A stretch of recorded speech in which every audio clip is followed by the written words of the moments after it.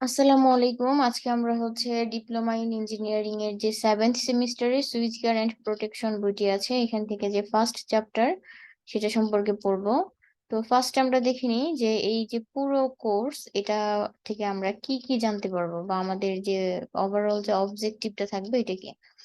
আমরা power system সম্পর্কে already পড়েছি, কিন্তু এই সুইচ গিয়ারটা পড়ার পর সুইচ গিয়ার এন্ড প্রোটেকশন যে কোর্সটা এটা পড়ার পর আমরা এটা সম্পর্কে আরো ডিটেলসে জানতে পারবো।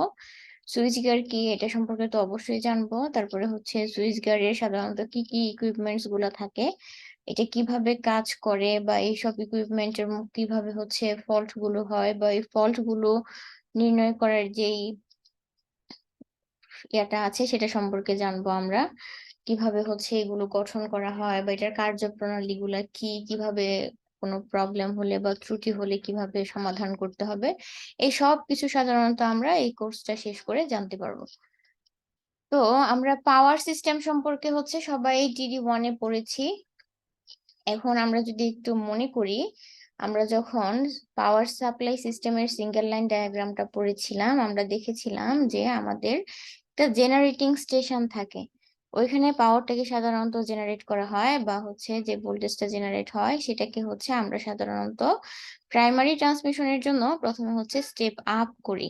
এখানে step up voltage, step down voltage সবকিছুই দেওয়া আছে, কিন্তু এই যে স্টেপ আপ বা স্টেপ ডাউন এটা সাধারণত কোনো দেশের যেই দেশের জন্য পাওয়ারটা জেনারেটিং স্টেশনটা আছে সেটার যে পরিস্থিতি, সেটার যে ইকুইপমেন্ট, ওই দেশের সবকিছুর উপরে ডিপেন্ড করে এটা সেট করা হয়। তো আমরা এখানে ধরে নিচ্ছি 11/132 কেবিতে আমরা এখানে স্টেপ আপ করলাম ভোল্টেজটাকে। এই যে এখানে দেওয়া আছে বাংলাদেশের ক্ষেত্রে 132 কেবি, 220 কেবি, 400 কেবি, এই ভোল্টেজ গুলোতে সাধারণত আমরা স্টেপ আপ করি। তারপরে প্রাইমারি ট্রান্সমিশনের মধ্যে আমরা 132/33 কেবিতে ভোল্টেজটাকে আবার আমরা স্টেপ ডাউন করেছি। করার পর এটাকে আমরা রিসিভিং স্টেশনে দিয়েছি। এখান থেকে আবার সেকেন্ডারি ট্রান্সমিশনের সময় 33/11 কেবিতে এটাকে আবার স্টেপ ডাউন করা হলো। এখান থেকে আমরা আবার ফিডারে সাপ্লাই দিয়েছি। এখান থেকে ইন্ডাস্ট্রিয়াল অথবা ইন্ডাস্ট্রিয়াল পারপোসে যে কনজিউমার গুলা থাকে তাদেরকে সাপ্লাই দেওয়া হয়। এটা ছিল প্রাইমারি ডিস্ট্রিবিউশন আমাদের। তো এখান থেকে আমরা যখন সেকেন্ডারি ডিস্ট্রিবিউশনে পাওয়ারটাকে সাপ্লাই করব বা ভোল্টেজটাকে দিব, তখন আমাদেরকে আবার এটাকে 11/415 ভোল্টে আমাদেরকে স্টেপ ডাউন করতে হবে।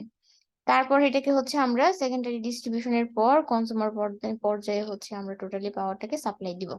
তো এই যে পুরো যে সিস্টেম, এটা কিন্তু এত সহজ না। এই সিস্টেমে আমরা যেমন খুব সহজে সিঙ্গেল লাইন ডায়াগ্রাম দিয়ে দেখিয়েছি, এটা কিন্তু এরকম না। এটাকে সাধারণত কন্ট্রোল করার জন্য, এটাকে সাধারণত প্রোটেক্ট করার জন্য, কন্ট্রোল করার জন্য বা ইয়া করার জন্য যে অনেক ধরনের ব্যবস্থা নেওয়া হয়। তো এইসব ব্যবস্থাগুলো কিভাবে নেওয়া হয় বা কি কি করা হয়, এই যে সব প্রসেস গুলো যেই ইয়ার মধ্যে আর কি আলোচনা করা হয়, যেই স্টাডির মধ্যে আলোচনা করা হয়, এটাকে আমরা একসাথে সুইচ গিয়ার বলতেছি। তো এখন যদি আমরা সুইচ গিয়ারের সংজ্ঞাতে যাই, এই যে এই পুরো যে সংজ্ঞাটা এটা পড়লে আমি পড়ছি না, তো এটা পড়ে আমি যেটা বুঝতে পেরেছি আপনারা ওইটাই বুঝতে পারবেন যে সুইচ গিয়ার কোনো একটা জিনিস না, কোনো একটা বৈদ্যুতিক সিস্টেমের যে স্বাভাবিক কাজ আছে সেই কাজগুলোকে করানোর জন্য এটার সাথে সংযোগকারী বা বিচ্ছিন্নকারী অথবা এটাকে রক্ষণাবেক্ষণের জন্য বা নিয়ন্ত্রণের জন্য যেই ব্যবস্থাটা রাখা হয়, সেই সব ব্যবস্থাকে একসাথেই সাধারণত সুইচ গিয়ার বলে। এখানে দেওয়া আছে যে সুইচ গিয়ারের প্রধান উপাদান রিলে এবং সার্কিট ব্রেকার। তো আমরা সাধারণত রিলে, সার্কিট ব্রেকার ছাড়াও সুইচ গিয়ারের সাথে আরো যে বিভিন্ন ধরনের যন্ত্রপাতি গুলা থাকে এগুলা নিয়েও পড়বো। তার মধ্যে প্রধান যেগুলো আছে সে কয়েকটা এখানে লেখা আছে, যেমন সিটিবিটি, বাসবার, কন্ডাক্টর, ট্রিপিং মেকানিজম ইত্যাদি। তো আমরা এই সব কিছুই কিন্তু আস্তে আস্তে যে কিভাবে গঠন করা হয়, এগুলা কিভাবে কাজ করে, তারপরে ফিডার নিয়ে পড়বো, ট্রান্সমিশন লাইনের প্রোটেকশন, তারপর সার্কিট ব্রেকারের গঠন, কার্যপ্রণালী, এই সব কিছুই সাধারণত এখানে আলোচনা করা হবে। তো এখানে একটা রিয়েল লাইফ এক্সাম্পল দেওয়া হলো, সাধারণত দেখতে কেমন দেখা যায় যে সুইচ গিয়ারটা, এই যে এই পুরো ব্যবস্থাটাই সাধারণত একসাথে সুইচ গিয়ার। এটার ভিতরে অনেক কিছু ইন্সট্রুমেন্ট দেখানো হয়েছে যেটা কিভাবে ঠিক করা হয় বা কিভাবে করা হয়। যে এখানে হচ্ছে সিটির জন্য জায়গা রাখা হয়েছে, এখানে ইনসুলেটর দেখানো হয়েছে। তারপরে হচ্ছে এই যে এইদিকে কেবলটা রাখা হবে, তারপরে মিডিয়াম ভোল্টেজ কেবলটা এইদিকে। তো এই সবকিছু এখানে দেখানো হয়েছে। এখন সুইচ গিয়ার হচ্ছে সাধারণত ২ ধরনের হয়, ব্যবহার আর হচ্ছে ভোল্টেজের উপরে ডিপেন্ড করে। তো এই প্রত্যেকটা ভাগকে আবার ২ ভাগে ভাগ করা যায়। যেমন এখানে ভোল্টেজের উপর ভিত্তি করে আমরা সুইচ গিয়ারকে হচ্ছে সাধারণত ২ ভাগে ভাগ করেছি।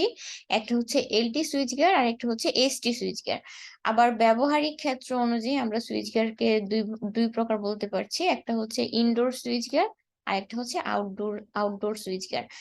তো এটাই ছিল আমাদের আজকের পুরো ক্লাস। এখানে আমরা সুইচ গিয়ার কি, কত প্রকার এবং এটা কিভাবে কাজ করবে এটা নিয়ে আমরা হচ্ছে বলতে চেষ্টা করেছি। ঠিক আছে, সবাই ভালো থাকবেন।